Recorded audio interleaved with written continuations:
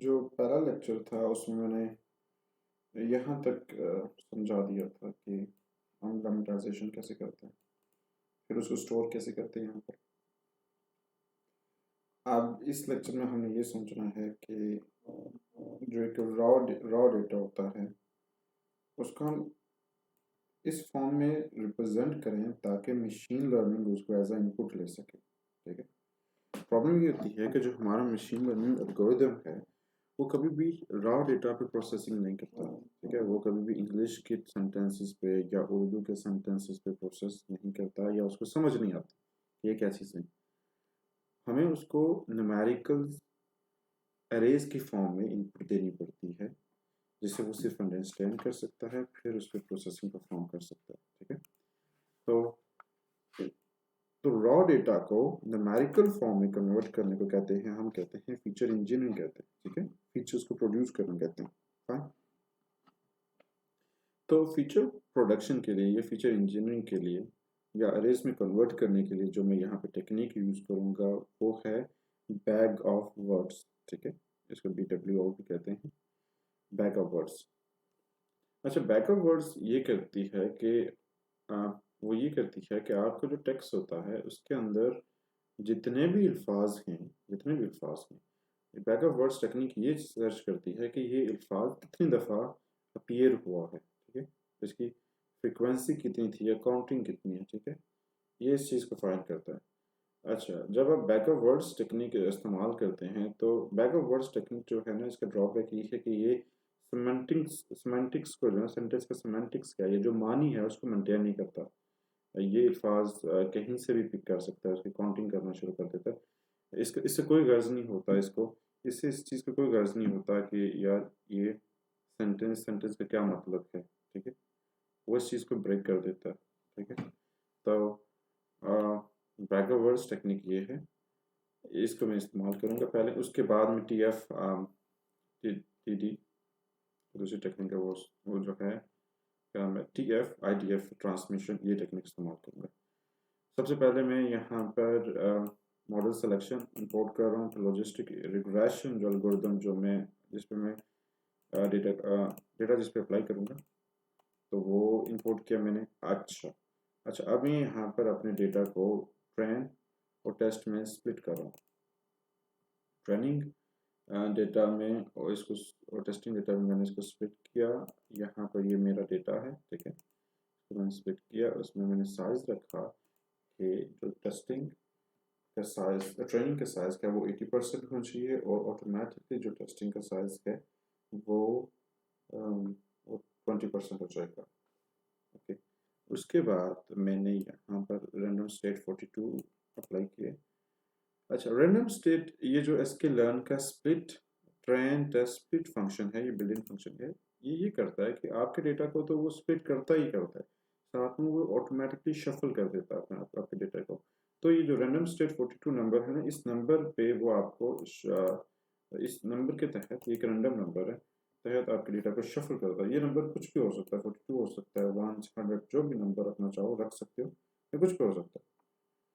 तो बस ये शफलिंग करता है। ठीक है, उसके बाद हमने ट्रेन डेटा की शेप को, ये ट्रेनिंग डेटा हमारे पास आ गया, फिर टेस्टिंग डेटा भी आ गया हमारे पास। इसकी ट्रेनिंग डेटा की शेप जो है वो ये है और टेस्टिंग की ये शेप है। अब हमने स्प्लिटिंग भी कर दी। अब हमने ट्रेन डेटा के ऊपर एंड टेस्ट डेटा के ऊपर बैक ऑफ वर्ड्स की टेक्निक अप्लाई करनी है ताकि जो हमारा जो रॉ टेक्स्ट है ना, रॉ टेक्स्ट डेटा है, फॉर एग्जाम्पल ये हमारा ट्रेनिंग एंड टेस्टिंग दोनों इसी शेप में है। अभी हम इस बैक ऑफ वर्ड्स की टेक्निक अप्लाई करेंगे ताकि हम इसको अरेज की फॉर्म में कन्वर्ट कर सकें और इसको हमारा जो मॉडल है वो समझ सके इसको। यहाँ पर बैक ऑफ टेक्निक्स मैंने अप्लाई किए। अच्छा, यहाँ पे जो मैंने ऑब्जेक्ट बनाया काउंट वेक्टराइजर का काउंट वेक्टराइजर का ऑब्जेक्ट बनाया। काउंट वेक्टराइजर याद रहे कि मैंने इसको शुरू में इंपोर्ट कर दिया था यहाँ पर। ये काउंट वेक्टराइजर, इसको ही बैग ऑफ वर्ड्स भी कहते हैं, काउंट वेक्टराइजर भी कहते हैं। ये मैंने इंपोर्ट कर दिया था। इसका मैंने ये जो है ना, इसका मैंने ऑब्जेक्ट बनाया यहाँ पर, ये ऑब्जेक्ट बन गया। इसका ऑब्जेक्ट बनने के बाद मैंने इसको फिट ट्रांसफॉर्म कर दिया किस डेटा पर, ट्रेन लेमेटाइज्ड डेटा पर, ठीक है। मैं इसको ट्रेन और उसका जो लेबल था, फीचर था लेमेटाइज्ड, वो मैं इसको एज इनपुट दे रहा हूँ, उसको मैंने इसको फिट कर दिया, ठीक है। और उसको मुझे आउटपुट क्या आई, एक्सट्रेन आ गया। अब मैं एक्सट्रेन जो मेरे पास है, अब ये मेरे पास एरेज के फॉर्म में जो है मुझे आउटपुट आ चुकी है। इसी तरह मैंने टेस्ट डेटा पे भी इसको ट्रांसफॉर्म कर दिया और मुझे जो टेस्ट डेटा है वो भी मुझे एरेज के फॉर्म में मिल चुका है, ठीक है क्या। अच्छा, लेमेटाइज, यहाँ पे लेबल से याद रहे कि मैंने ऊपर यहाँ पे ये लेबल जो है मेरे डेटा के अंदर, मैंने इसको लेमेटाइज किया उस डेटा को। तो मैं ये जो लेटेस्ट जो मैंने डेटा अपने क्लीन किया हुआ था उसको मैं यूज़ कर रहा हूँ। ये पुराने जो थे वो तो रॉ डेटा थे ना, उसको तो मैंने क्लीनिंग नहीं की हुई थी। असल जो है ना लेटेस्ट वो ये था मेरे पास, ठीक है। तो मैं इसको इनपुट दे रहा हूँ, उनकी अरेज जो है मैं न्यूमेरिकल वैल्यूज गेट कर रहा हूँ and x train and test data में स्टोर कर दिया मैंने। तो इनकी शेप्स कुछ ऐसी थी। अच्छा, अब इसको समझ लेते हैं कि मैंने इनपुट किस तरह की दी और मुझे आउटपुट कैसे दी। उसके लिए मेरे पास एक इमेज है, ये वाली इमेज, ठीक है। बैक ऑफ वर्ड्स जो है वो उसको रिप्रेजेंटेशन हमारी इस तरह से है कि हम इसको एक पूरा सेंटेंस देते हैं, ठीक, रॉ डेटा देते हैं, वो पैराग्राफ होता है, सेंटेंस देते हैं, वो इसमें से अल्फाज चूज करता है। ये अल्फाज इसको टोकनाइज कर देता है, अल्फाजों में छोटे छोटे अल्फाज बना देता है, ठीक है। ये बैक ऑफ वर्ड्स मतलब बैग्स, अल्फाजों का, अल्फाज को बस्ता पूरा। उसके बाद ये इसको ऐसे शो करता है कि वो कह रहा है कि इट जो है वो 6 दफ़ा यहाँ पे उसकी फ्रिक्वेंसी 6 है, आई की 4 5 है, ठीक है। वो इस तरह इसको काउंट करता है कि कौन से अल्फाज क्या फ्रिक्वेंसी थी, काउंटिंग में वो उसको पहले उसकी काउंटिंग करता है, ठीक है क्या। जब वो अरेज में कन्वर्ट करता है,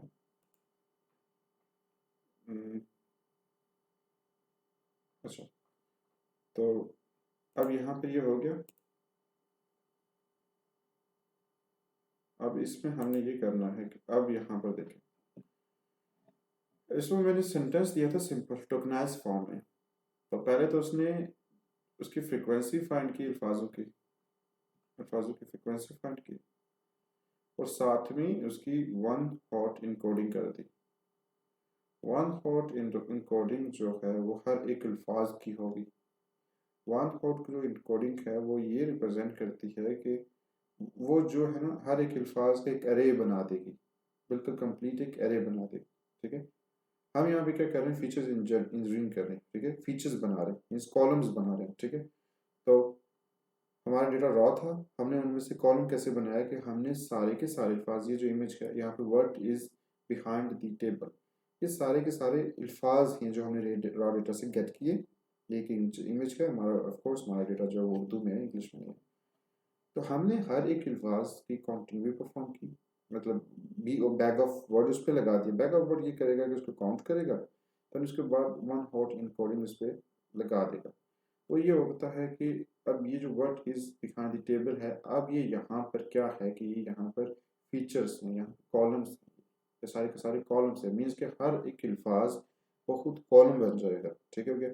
उसके नीचे, उस कॉलम के नीचे कंप्लीट वेक्टर बन जाएगा, ठीक है, कंप्लीट वेक्टर बन जाएगा। जो वेक्टर है वो इस चीज़ को रिप्रेजेंट करता है कि पूरे डेटा में वर्ड कहाँ पे एग्जिस्ट करता है। तो वर्ड कहाँ पे एग्जिस्ट करता है, word one one one one matching हो रही है इसमें, ठीक है। यहाँ पे इज कहाँ पे मैच कर रहा है, वन, जहाँ पे भी इज मैच कर रहा होगा बाकी सबको जीरो कर देगा, और जहाँ पे मैच कर रहा होगा इज, ठीक है, उसको वन कर देगा। इसी तरह बिहाइंड को सर्च करें तो बिहाइंड भी यहाँ पे मैच हो रहा है, बाकी सबको उसने जीरो कर दिया। तो वन हॉट इनकोडिंग जो है वो एक रिप्रेजेंटेशन होती है जिस जो कि हम एज इनपुट देते हैं मशीन लर्निंग एल्गोरिथम को, ठीक है। ये जो वन हॉट इनकोडिंग होती है इसके ज़रिए हम अपने डेटा को रिप्रेजेंट कर रहे होते हैं।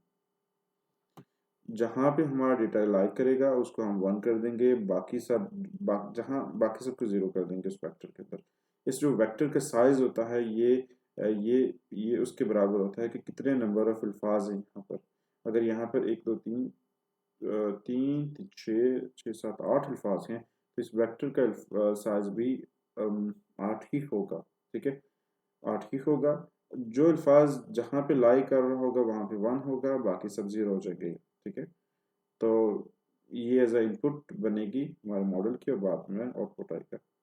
ये हमारे डेटा को रिप्रेजेंट कर रहा है और यहाँ पर हमने डेटा को इस फॉर्म में परफॉर्म कर दिया। हमारे डेटा के लिहाज से जो वेक्टर का साइज होगा वो डिपेंड करता है कि नंबर ऑफ वर्ड्स कितने हो सकते हैं। वो अब यहाँ पर है ये। अब हमारे पास जो नंबर ऑफ वर्ड्स थे वो 3000, ठीक है, 97 है। ये हमारे फीचर्स हैं, ये हमारे कॉलम्स निकले हैं बैग ऑफ वर्ड टेक्निक से अप्लाई करने के बाद, ठीक है। तो ये हमारे ट्रेनिंग डेटा के भी हैं, टेस्ट डेटा के भी हैं, ठीक है। उसके बाद मैंने साथ में ही TF IDF ट्रांसमिशन भी परफॉर्म कर दी, ठीक है।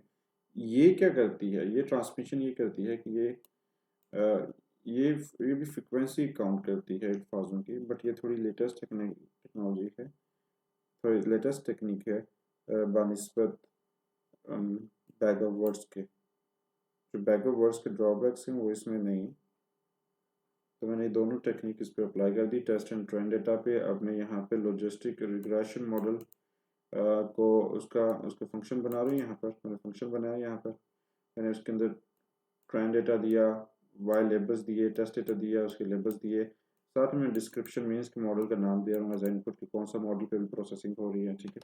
मीन्स कौन से टेक्निक इस्तेमाल हो रही है अभी लॉजिस्टिक रिग्रेशन पे, ये डिस्क्रिप्शन इस चीज़ को डिफाइन कर रहा है, ठीक है। अब मैंने यहाँ पे मॉडल लॉजिस्टिक रिग्रेशन को फिट कर दिया, जो मैंने ट्रेनिंग डेटा था और उसके लेबल्स मैंने उसको दे दिए।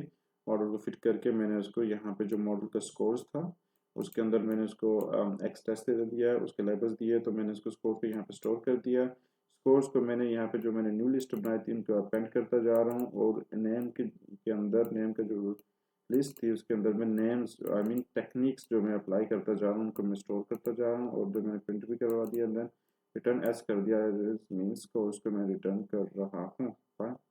सो मैं यहाँ पे क्या कर रहा हूँ कि अगर मैं इस फंक्शन को देखूँ तो जब इस फंक्शन को कॉल करूँ वो ऐसे है कि मैंने लॉजिस्टिक रिग्रेशन फंक्शंस को इसको कॉल किया, उसके अंदर ट्रेंड डेटा, उसके लेबल्स, टेस्ट डेटा, उसके लेबल्स दिए, एंड मैं ये बता रहा हूँ कि अभी मैं बैग ऑफ वर्ड की टेक्निक इस्तेमाल कर रहा हूँ लॉजिस्टिक रिग्रेशन पर, ठीक है। तो उसने आउटपुट पे मुझे वो दे देगा, उसका स्कोर दे देगा, ठीक है। ओके, इसी तरह मैं TF IDF टेक्निक इस्तेमाल कर रहा हूँ लॉजिस्टिक रिग्रेशन पे, वो मुझे उसकी एक्यूरेसी आउटपुट दे देगा, और यहाँ पे ये एक्यूरेसी गिवन, ठीक है। ओके,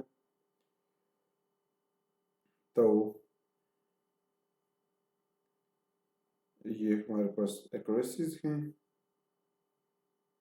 अब ये है कि ये 91 बैक ऑफ वर्ड की टेक्निक एक्यूरेसी है, एंड यहाँ पर हमें 93 जो है वो TF IDF की है, और ये जो है आई थिंक ये इसी बैक ऑफ वर्ड की टेक्निक है जो लिस्ट के अंदर स्टोर होगी। अब हमने ये करना है कि SVM पर बैक ऑफ वर्ड की टेक्निक का इस्तेमाल करना है।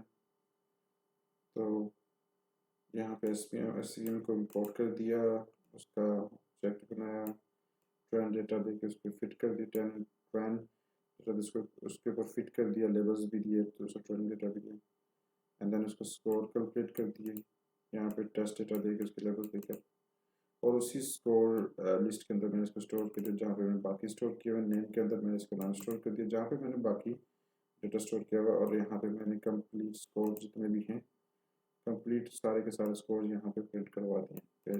Logistic regression with bag of word technique के साथ ये एक्यूरेसी आई थी, logistic regression with TF IDF के साथ ये एक्यूरेसी आई थी, और ये हमारी SVM के साथ जो है ना बैग ऑफ वर्ड टेक्निक के साथ ये एक्यूरेसी आई थी। अब यहाँ पे मैं कंपेयर कर रहा हूँ सबके रिजल्ट्स को, ठीक है। मैं इस पर डेटा फ्रेम में इनको स्टोर करवा रहा हूँ डिक्शनरी, एक डिक्शनरी में मैंने इसको स्टोर करवा दिया। फाइन,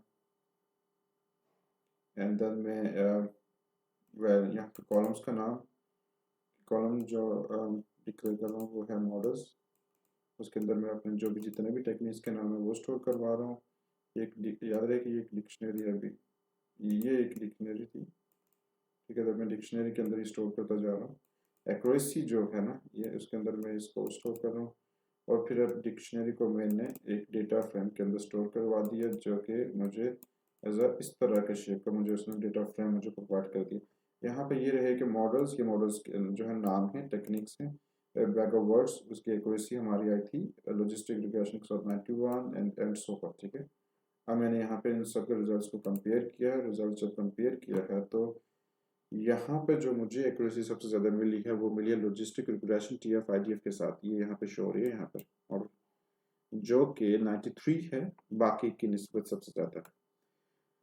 तो यहाँ तक था ये सारा का सारा काम। तो यहाँ पर सेंटिमेंट एनालिसिस परफॉर्म हो चुके हैं उर्दू टेक्स्ट डेटा पर। तो हमारे पास एक्यूरेसी भी आ गई है जो कि हमने टेस्ट डेटा अप्लाई करने के बाद हमें मिली है।